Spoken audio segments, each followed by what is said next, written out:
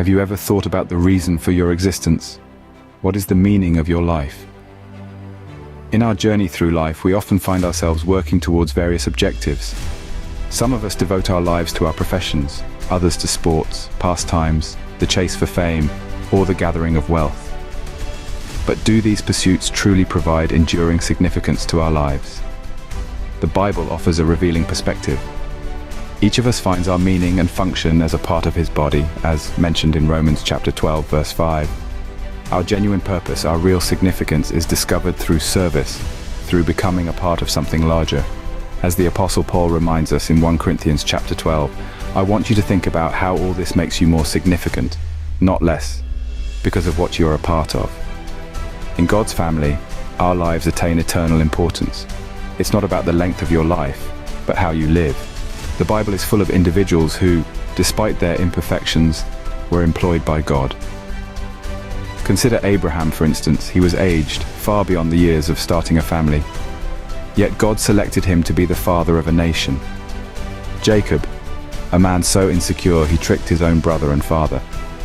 Yet he became the father of the 12 tribes of Israel. Moses, a man with a speech impediment, was chosen to guide his people from slavery to the promised land. Reflect on Gideon, a poor man from the least clan in Manasseh, who was summoned to deliver Israel from the Midianites. Rahab, a woman with an immoral past, was used to safeguard Israelite spies, and ultimately became part of the lineage of Jesus.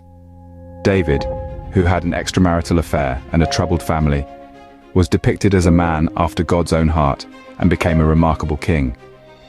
Elijah, a prophet of God, struggled with thoughts of ending his own life, yet he was used powerfully by God to challenge the false prophets of Baal. Jeremiah, often known as the weeping prophet, grappled with depression, but through him, God revealed his impending judgment and his unwavering love for his people. Jonah, the hesitant prophet, fled from God's calling, yet his story instructs us about God's mercy.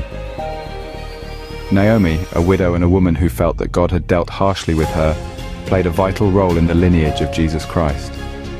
John the Baptist, though deemed eccentric, prepared the path for Jesus.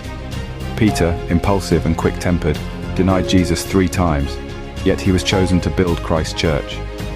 Martha, a woman who was excessively anxious, was taught by Jesus about what truly matters. The Samaritan woman, who had multiple failed marriages and was ostracized by her community, became a witness to the Messiah. Zacchaeus, a detested tax collector, experienced a life-altering encounter with Jesus. Thomas, known for his skepticism and non-belief, made one of the most powerful confessions of faith in the Bible. Paul, a man with poor health and a past filled with killing and the persecution of Christians, became one of the most influential apostles. Timothy, though shy, was a loyal companion to Paul and a dedicated young leader in the early church. Each of these individuals, with their unique set of flaws, were utilized by God. They were part of something much larger than themselves. You might be thinking, but I'm not perfect. Why would God want to use me? Well, the great news is, you don't have to be. Let's revisit our lineage of people in the Bible. Abraham was elderly, Jacob was insecure, Leah was deemed unattractive, and Joseph was abused. Moses had a stutter, Gideon was impoverished, Samson was codependent, and Rahab was immoral. David had an affair and all kinds of family issues. Elijah was suicidal, Jeremiah was depressed, Jonah was hesitant, and Naomi was a widow. John the Baptist was distinctly eccentric.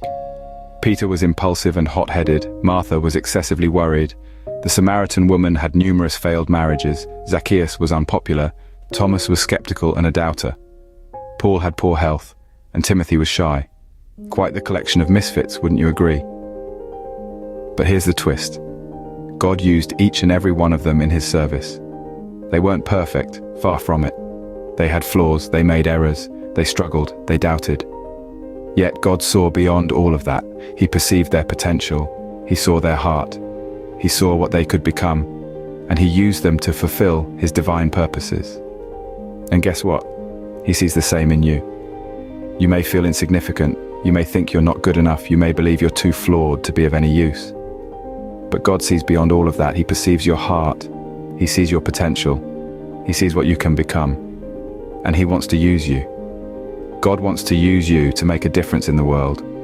He wants to work through you. You don't have to be perfect, you don't have to have it all together. All you have to be is willing to let God work in you, through you, and for you, willing to let him use your life for his glory. What's important is not the duration of your life, but the donation of it. It's not about how long you live, but how you live.